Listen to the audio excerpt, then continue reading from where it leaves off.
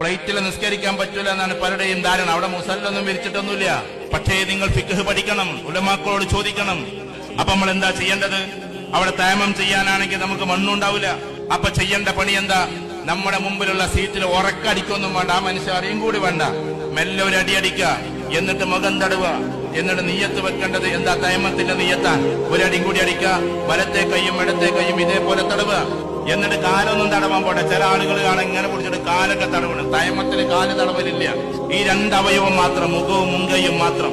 എന്നിട്ട് അവിടെ ഇരുന്നോണ്ട്, ഈ ആൾക്ക് ശല്യമൊന്നും വരാതെ ഇരുന്നോണ്ട് ഉറക്ക ഫാത്തിയോതണ്ട, ഉറക്കതാക്കണ്ട, മെല്ലെ ചൊല്ലിക്കൊണ്ട് നിങ്ങൾ നിസ്കരിച്ചോ.